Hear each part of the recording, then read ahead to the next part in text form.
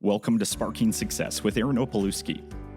Aaron brings you conversations that spark innovation, cultivate leadership skills, and pave the way for your business success. In each episode, we delve into the dynamic world of business and leadership, exploring strategies, insights, and success stories that fuel your professional journey. Well, hey everybody, welcome to Sparking Success. My name is EJ Swanson, and I am here with my good friend Aaron Opalewski. This is Aaron's show. Aaron, welcome. We're so blessed to have you today. Love to be doing this, man. It's great to be here with you. Amen. You know, this is our very first podcast for Sparking Success. And today what we want to do for each of you listeners is take some time, go through and build a bit of the authority, why you should listen to this podcast. Now, as we do that, I want to just give you a brief overview. Aaron is the CEO of Spark Companies, hence the name Sparking Success. And through his journey as a leader, as a CEO, as a managing partner in a number of different organizations, Aaron has just had a ton of success. And his deep desire is to share that with each of you.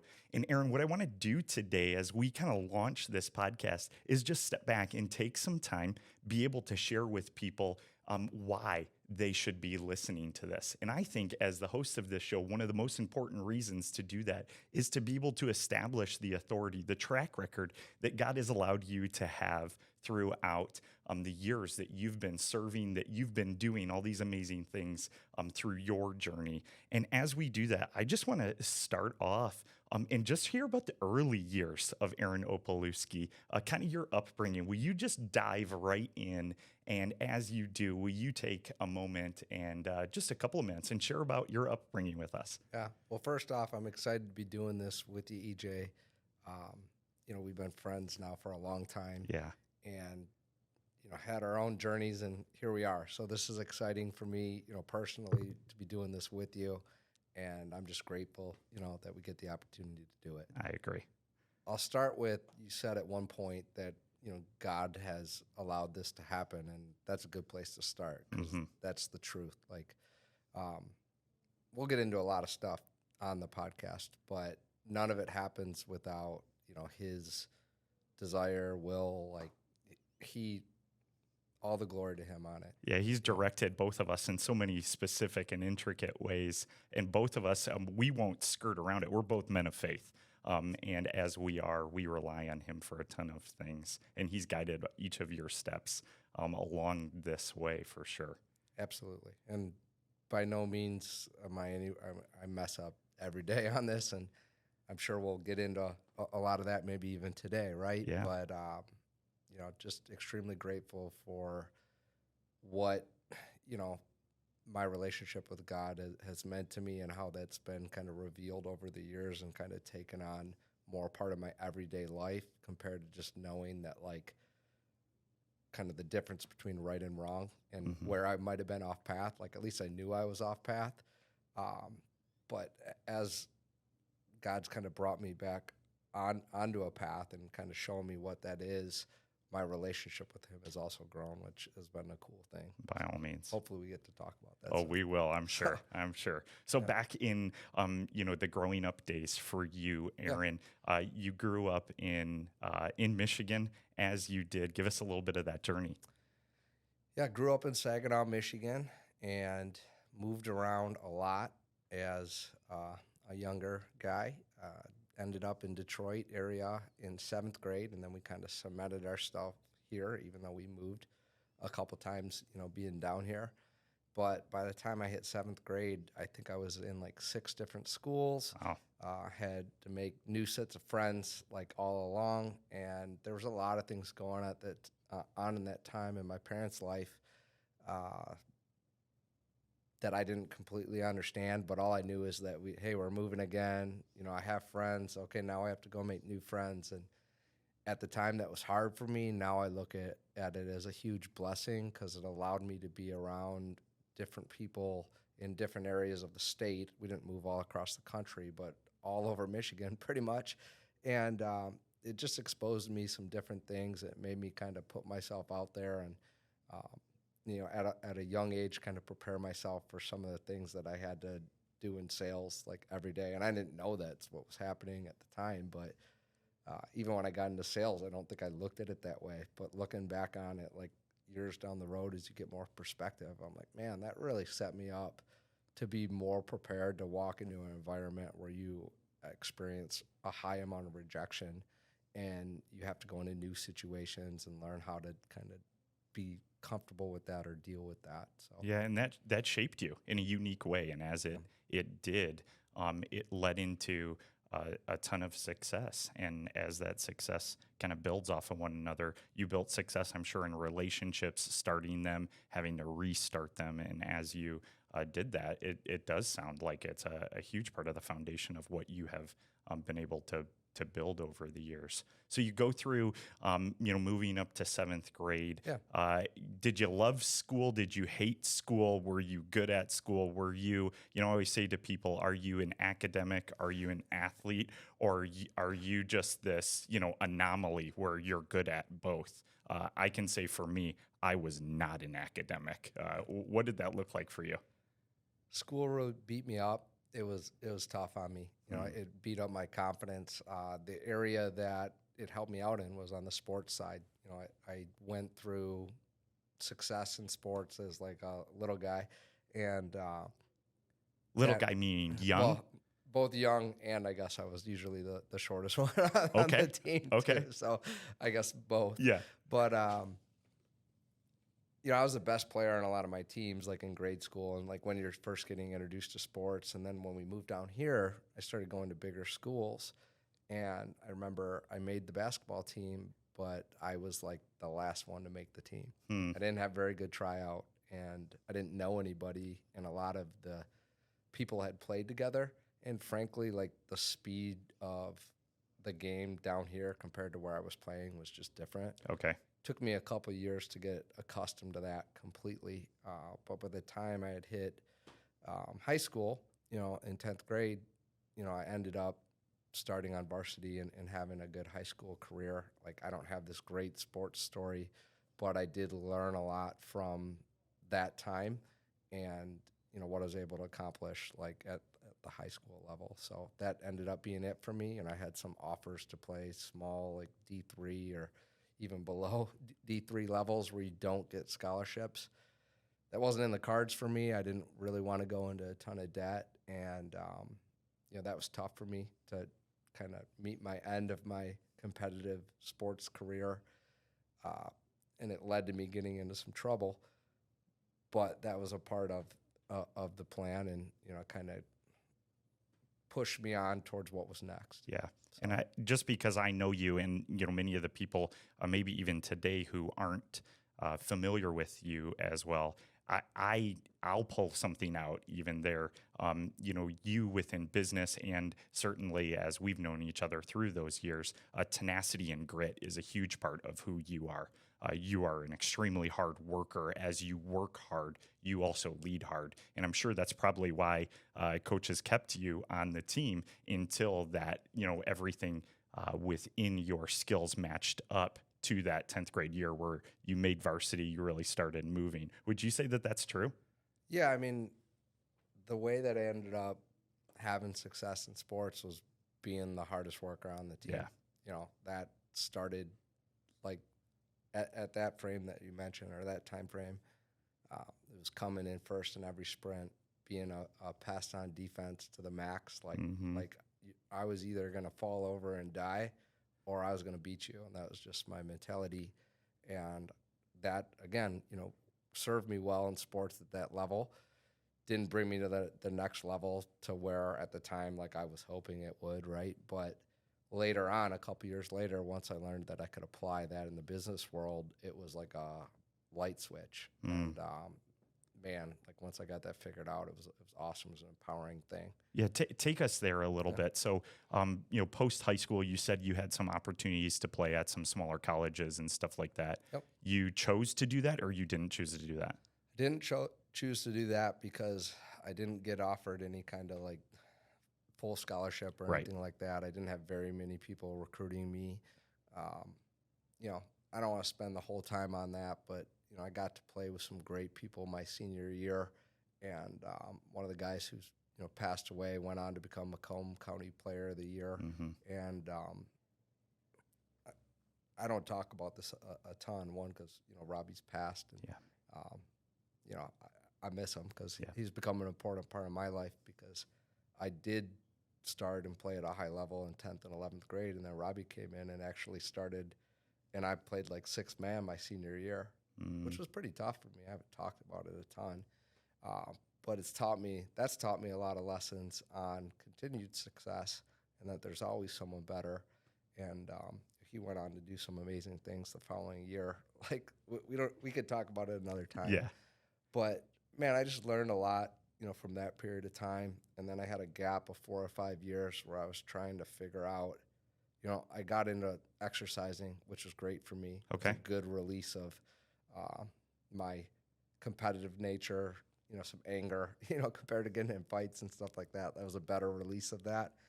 And it led me into recruiting and all that kind of stuff. Like, that was good, but I was still missing the team competitive. Like, it didn't completely fulfill that gap. Okay. That I didn't have from playing competitive sports anymore. So let's rewind a second, because since I know the story, but the listeners and those who are watching may not. Yep. You took that competitive edge. You mentioned training, working out some. Yeah. There was a part of that transition where you started to do some personal training, and as you moved through the personal training, you interacted with a client that kind of led to some of the next steps in your career. Rewind that for us. Talk us through that a bit. Yeah, training was my second entrepreneurial journey. I had a tent rental company for a summer. Okay. And experienced some quick success in that didn't last long. Short version of that is we had worked for a company a couple summers, and my business partner at the time, the owners of the companies that we were working with, it was their nephew that was my business partner. And so we worked in this company a couple summers. And then when I was 21, we got the opportunity to take on all their residential business. And the deal was 70-30 split. We used their shop, we used their equipment, we did all the residential work. If we needed to hire any additional, people to come on and help us with projects that we had, that was on us. They took 30% of the cut because we got to use the equipment and the facility that they had. Right, the warehousing and all that type of stuff. So, it was cool. But that was a grind. I've heard you tell Yeah. stories that there were nights that you guys just slept there because you were pulling 14, 16-hour days. My partner lived at the shop. It was pretty much 14 to 16 hours. That was a short day. And during peak graduation season at the time, we'd do some 20, 21-hour days and just sleep at the shop and turn around and go do it again. So that was cool. We ultimately only did that for one summer because my business partner, really, really creative and smart guy, but we got the bright idea to save. He got the bright idea to save fuel costs by using vegetable That's a good oil. correction, real quick. It wasn't my idea. Not I. Yeah, I wouldn't have been that smart, but I didn't know you could do that, right? I'm not mechanically inclined, and I'm like, this is going to work. So we were going behind restaurants, and we had these big 50 or 100-gallon barrels, and we'd fill them with vegetable oil, and then we were using that as gas, and it cut our gas expense quite a bit. Well, the owners of the company that we were using their stuff, they ended up signing off on the auto for us because we couldn't get insurance just quickly that summer, so they helped us out. Well, guess who was responsible and liable for the vehicles? They were. They were, not us. So we were probably in August, so we were deep into the year, late August, and one of the owners came by us driving away and smelled French fries. And we got called out on it, and, the short version just is that was the end. They said, hey, look, no, not okay. You need to follow the contract that we signed off on for you guys. You guys weren't doing this. It was less than that. We lied about that, essentially. Yeah, it saved us some money, but we were cutting a corner, and it's just not the right thing to do. Well, they said you can buy all the equipment and go get your own shop, and you can do that or you're done. And we decided that was it. So yeah, there's a roller coaster there, right? Yeah, a ton of wins, there's a ton of setbacks, and as you go through and you navigate that, you then say, okay, we're closing up shop. We're not doing the tent business anymore. Correct. And life transitions some. And as we continue to build that authority, Yeah. Every one of us as entrepreneurs, as business owners, as leaders, we have those moments, those rises and those falls, those resets and recalibrates to move forward. And you had one of those. And that led you to then what? Well, it was my first time making $2,000 or $3,000 a week on my checks. Like I'd work like $9, $10 an hour job, like whatever they were. Like I'd take home, I don't know, maybe $180 a week, Right. $200 a week by the time they took taxes out. And sometimes more when we were doing that in the summer because of the overtime we would get. But I don't know, maybe like a $400 or $500 check max was like my biggest checks. So you start getting $2,000 and $3,000 a week. You're like, yeah, I want more of that. And I didn't mind work. Like I'll work all the hours. Like I just want to make the money. So that was my mentality. And I'm like, well, I can't go back to one of these hourly jobs. Like I'm not going to make that amount of money. Right. Like, You tasted what was really good in that moment. and I built some confidence in that. I'm like, okay, what, and I'm like, well, I like training. I like working out. Like that had become my thing. And, I'm like, I'm going to go be a personal trainer. And prior to that, I would have been nervous about having a job that doesn't come with an hourly rate and I had to generate my own income. But if anything, one of the positive takeaways from that first venture was it built up my confidence that I could do something like that. So I got into training and ended up training at 2 different places, and it worked out to be 3 different gyms because, one of the gyms had multiple locations. And I did end up getting some hours as like an assistant manager. So I had some hourly, but part of the deal that was worked out is I could train at any point. Got it. So I had a little bit of guaranteed money coming in, and then I could set my personal training schedule as, I was able to. And after about 6 months of doing that, I was the top trainer out of the location. So I was doing a lot of sessions. As you're doing a lot of sessions, and if you bring any energy, it attracts more people to you. And this is kind of pre-social media, or maybe like MySpace to date when that was. Yeah. But people weren't really using that to attract like business opportunities at that point.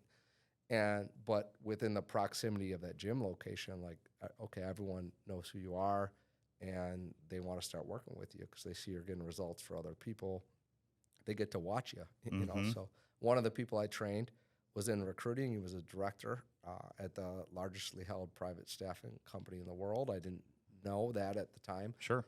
But we did 5 sessions together, got to know each other, and by the end of that, he was asking me what I wanted to do long term, and I think I told him I wanted to be CEO someday, and I was planning to get my MBA from Duke, and that I was still going to Walsh College for my bachelor's at the time. I'd probably just go get my MBA next because I figured that's what you're supposed to do. Which right. Now makes me laugh, but it is what it is.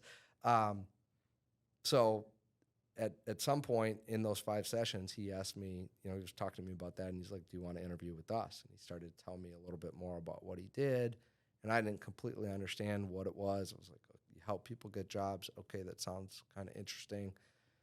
To be frank with you, I was more attracted to, I saw, in my head, like a picture of what a successful business person was and someone that had made a good life for themselves and their family. And I was attracted to that because that's something I deeply, deeply desired, at the time.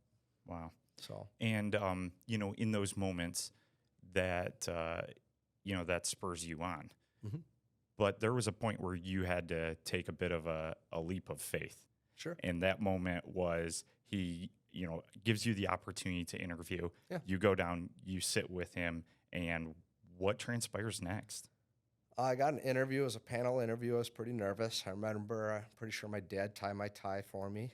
And, I was used to wearing sweatpants and like workout clothes every day. I was pretty comfortable. And, I ended up getting a job opportunity. They gave me an offer, and at the time they were only bringing most people that they brought on had bachelor's degrees. I didn't have mine yet, so that was like a big thing on like, are they going to give me an opportunity or not? And I had one other interview at like a finance company, and I didn't get that opportunity. I think that had come up maybe like 4 or 5 months before. Okay. Maybe even a little bit longer, but like I had interviewed one other time, and it didn't pan out. So I was like, man, I really hope they give me an opportunity. I just want someone to give me an opportunity, right? So they did, and then I had an understanding of what I could make, but the base salary I think was 33,000, Okay. and I had to drive 50 minutes in good traffic to get there. Um, Compared to I was probably bringing home about 60 at the time. Yep. I made my own schedule, wear whatever I want. It was like 8 minutes from my house. I could get all my school done and go to my classes at night, and I was getting good grades, and I had a pretty good setup. So it's like, do you want to disrupt that? Right. You have to make that Yeah. decision in that moment whether or not you make that jump. And you did. I did, because I saw what kind of he had created in his life, and he was a early mentor, to me, and I still remember to this day, like he sat me down like before I started, and he's like, "Here's some things that good recruiters do. Here's some things that good recruiters, don't do," and that resonated with me, and I still, carry that with me to this day. Yeah. So Those are building blocks that you've established yeah, over the years. yep, Just for a second, as you're thinking about what that conversation meant to you, and if you were talking to people right now who plan on mentoring other people, what was it in that moment that really stuck with you? Maybe it wasn't the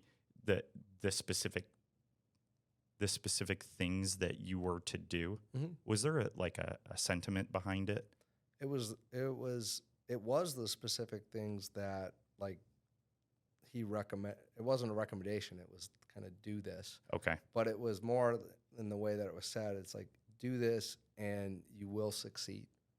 And so it wasn't my full like light bulb moment, but it was the start to, like, okay, like, here's how you do this well. I trust this person, and okay, I'm going to listen to that. And then as I got into training and stuff, you learn about, okay, here's how the KPIs work. And I'm like, okay, I'm going to take those KPIs, and how do I do more than them? I'm Yeah. going to do, can I do double these? Yeah. And as I figured that out and it worked, I'm like, boom, this is no different than how I approach sports. Yeah, that's And the that was a cool moment for me, because it made me feel like I could do it. I mhm. knew I could do it at that point.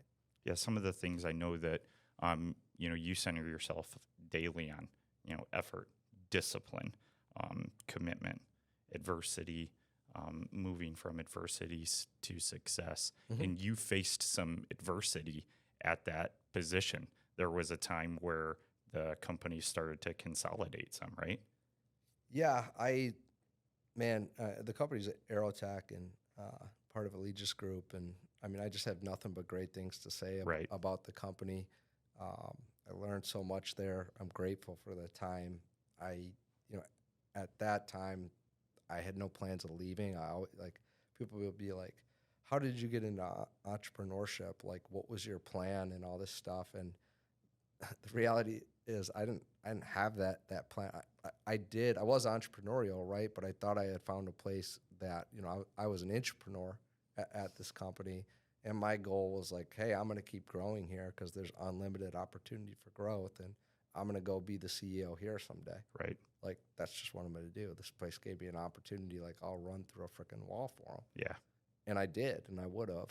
And for a period of time, I was the golden boy there. And I think the more I became that, the more that was my identity. Like, I wanted to be that, right? Because I was willing to put in the work, and it was nice to be acknowledged for that. When they did a consolidation, a lot of the people that ran our office ended up getting demoted or let go. And when they did a outright consolidation of like 100 people in a day and rolled 5 offices into one, I think they rolled the offices together first, and then like a month later, they laid off 100 people. Wow. Tough time. It was 2009, and at the time, I didn't have anywhere close to the same perspective that I have on this now. I just think the person that was in charge had to go with who he knew, Mm-hmm. and he didn't sit out of our office. So naturally, about, our office was like 80 people, and I think 75 people got let go. Wow. Or maybe it was a little bit less, but like a lot of people either got let go or got demoted. I was one of the people that got demoted, and my performance was so high, and I'd never had anything but accolades up to that point, that I was pretty frustrated Yeah. about that. And, I stayed for another 2 months. I am still happy to say that when I was there, I did my job. I did not put in as many extra hours those last 2 months. And, I got pulled in one day, and they're just, I think I remember it somewhat. It's just like, you don't like me very much. And at the time, I'm like, no, I don't. Right. And we agreed to go our separate ways. Now if that person ever listened to this or I saw him, like, I don't have any hard feelings whatsoever. I think they made the best out of a bad situation, and they went with who they knew. And I completely understand and respect the decision. And, it is what it is. It's part of God's plan. And that's what got, then I decided to go into entrepreneurship. So. Right. And that, there's another couple of stops along the way. But for the sake of the introduction of this podcast, now where you're at is you're running an organization, a company called Spark Companies. Within that, again, there's been stops along the way there that were very important. We'll get into those, I'm sure, further in other episodes. Sure. But as you are now, you're leading and the managing partner of 9 different companies. A number of those are centered around workforce solutions. Yep. And tell us a little bit about the last 10 years with Spark Companies and what you've been able to lead. Yeah, so I had an industrial staffing company for 4.5 years prior to Spark, and great experience there. I learned a lot.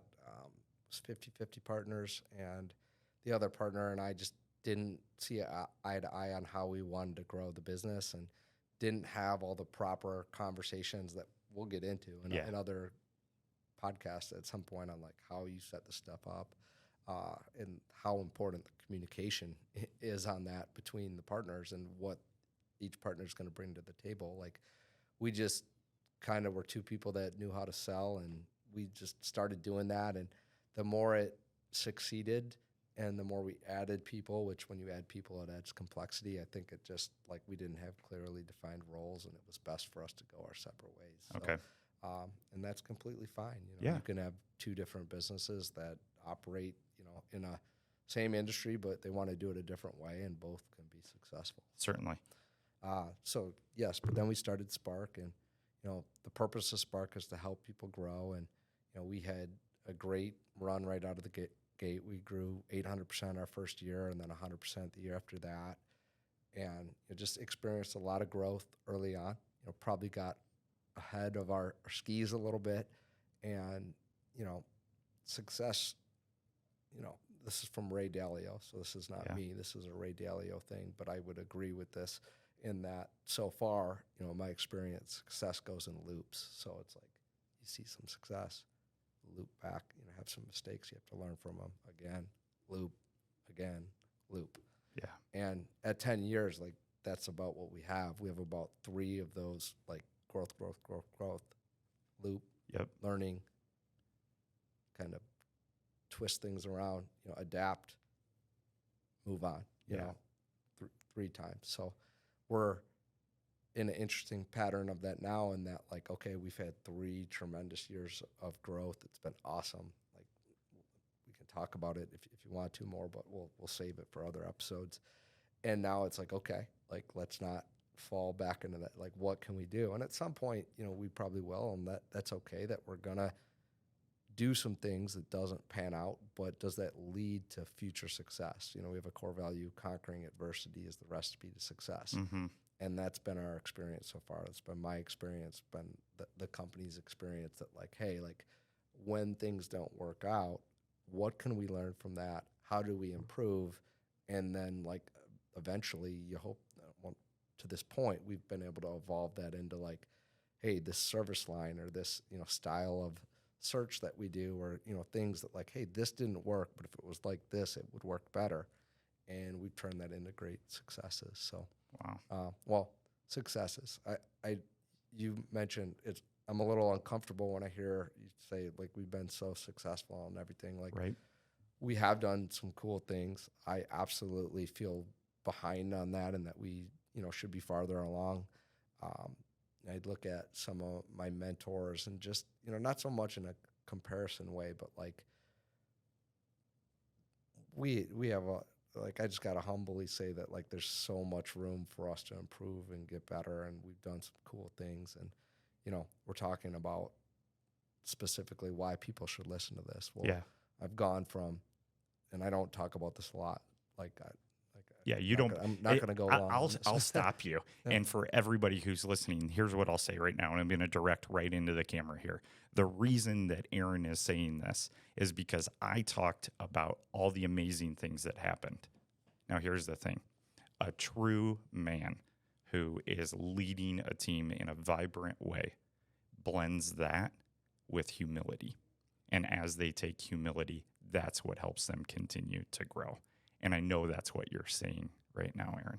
Yeah, I think. I mean, I didn't come from a lot of money. I mean, my parents are amazing, Yep. and I'm very grateful for them. But at one point, when I owned a staffing company, at my lowest point financially, it's $6.23 in my bank account. And we update this quarterly now for a couple different reasons. But as of my last quarterly, like net worth statement, it's coming in at 80 million. Now, Right. a lot of that is tied to the businesses that we've created. I'm not out, sitting there with $80 million in my bank account. Like we can talk finances more and more. And at the end of the day, the net worth of the companies and all that stuff, it's only what someone will pay for it. And we're not looking to sell. We're looking to grow. Like we're on a mission to create 100,000 opportunities a year.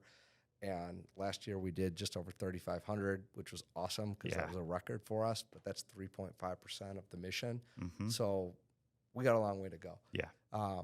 So, hey, if someone that doesn't come from a lot of money, like let me be an example that you can go out and do some good things at the same time. Like, man, like I'm nowhere close to where I could be if I hadn't, made some errors, right? Like we absolutely could be farther along than we are, even though we've advanced a lot, like we just could. But that's life. You're not going to be perfect. It's not about being perfect. It's about learning from your mistakes and getting better. So, there's just, people that I take advice from, hopefully from a financial or business standpoint are much farther along than me. And there's just so much room. The owner of the company that I work with, they own the Baltimore Ravens. Yeah. We're nowhere close to that. Right. So we have so much room for improvement. Yeah. But we have learned some things that have worked for us, been successful. I keep track of that, net worth number, and that's great. It's something I'm passionate about. I'm not going to lie about that. But what's most fulfilling is that, at this point, like we've created other millionaires, right, and multimillionaires. And within the vision of what we're doing with the portfolio of companies, that's a big part of it, is to create more millionaires, multimillionaires, generational type wealth through our network our portfolio of companies. Yeah. And I know that's not just your passion, but that's your wife's passion, your sweet kids. I'm sure you will instill that. And one of the best parts, one of the best parts of Aaron Opalewski is your bride.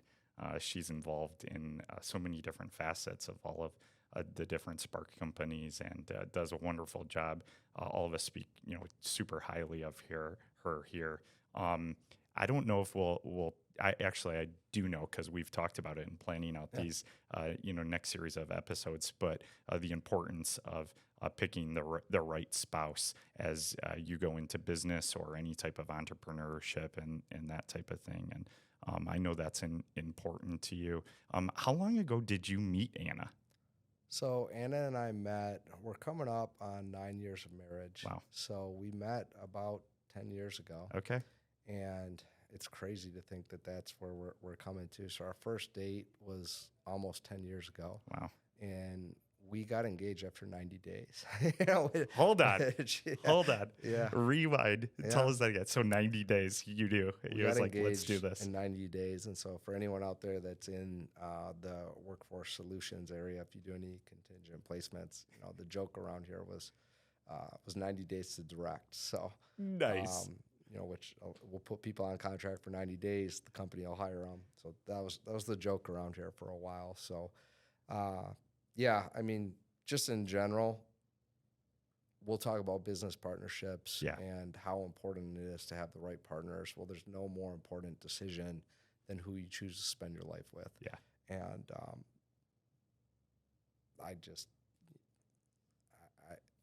I'm almost speechless on it. Like, it's just, God's blessed me way beyond what I deserve. Yeah. You know, that way.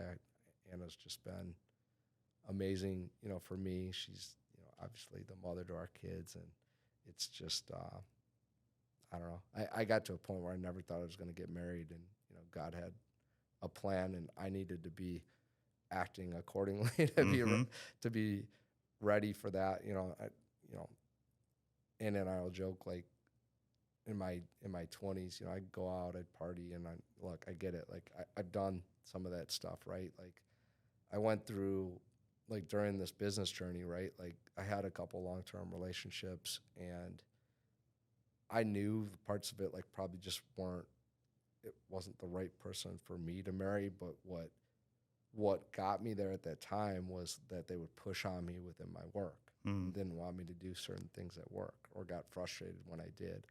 And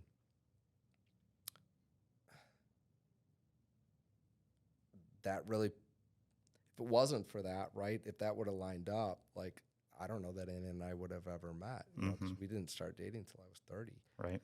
And, you know, fortunately we did. And fortunately, like, things worked out how they did, like, and no ill will towards any of those. It just Sure. wasn't right. Yep. But there was a push for me to not do things a certain way. And work was just, you know, what we were doing and building, even though it wasn't as, like, solidified in my head as it is now. Like, that was it. Like, Yeah. that's why a lot of things didn't pan out or went south. And, you know, I'm grateful, you know, for that, because it wasn't the right fit. You know? Yeah. And, you know, Anna came in at the right time, you know, for me. And I think the right time for her, the way it's worked out. And just was a huge blessing on my life. I think it helped me to, you know, over a period of time, get some new perspective that I was able to bring into the work environment too, that I like to think has helped me improve as a leader and as a person. And yeah, just God had a plan. Yeah, that's amazing. As we wrap up this intro episode here, is there anything else that, as we start talking about sparking success and the future of this podcast, that you would want people to know? I think our goal is to just provide good, tangible information that you can use. Yeah. So, you know, yes, we might hit on some leadership stuff. We will, you know, we might hit on some things within relationships or communication, and we'll do that. But you hear that in a lot of podcasts. Mm-hmm.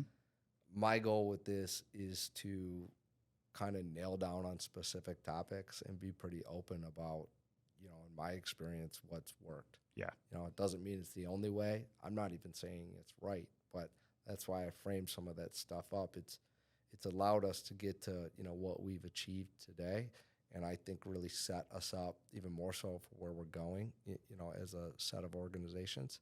So I'm an open book on a lot of that stuff, because I didn't have anyone to teach this to me, like, right out of the gate. There's a lot of people you can learn from, and there's people that are farther along than where we're at. Yeah. But, like, if you're, you know, past that in business or got a bigger business than us, we might not be the right podcast. But if you're Right. trying to set up a business, if you're in the workforce solutions industry, if you're trying to figure out how to be a high performer and, you know, have a family and stuff, and I don't have that perfect, but Right. I gotta say that. Yeah. But, like, that's a priority, you know, as well, right? Like, you can do both, in my opinion. And Yeah. again, not perfect on it, but those are some reasons why I think you listen here, because we're going to get into some actual tangible stuff that like we've either deployed, want to deploy, recommend deploying, things that we go through with clients, all kinds of different situations we'll go through here. And I think my words to you were I want to be less vanilla. Yeah. So Yeah, I appreciate that, and I think most people do. Aaron, this has been an amazing start, and if you're listening today, we would absolutely be humbled if you would like this podcast, if you would subscribe to it, if you have the opportunity on any of the channels to rate it, go ahead and get us started off strong. As you do that, know that we're hoping, Aaron and I, that this is an opportunity for you to grow alongside of us because we are still growing. There is no question in that. And our success is your success, and your success is ours as well. So that means that down in the comments, if you want to spend some time and you want to ask some questions, we'll do our best to frame up episodes in the future on that. We'll do our very best to be able to even stop and answer some of those questions. But we would truly be honored if you would help us launch this in an amazing way by just stopping and rating the podcast. Now, within that, I know that on our next episode, Aaron, we're going to talk about how you, as the managing partner in 9 different companies, only run the day-to-day of one.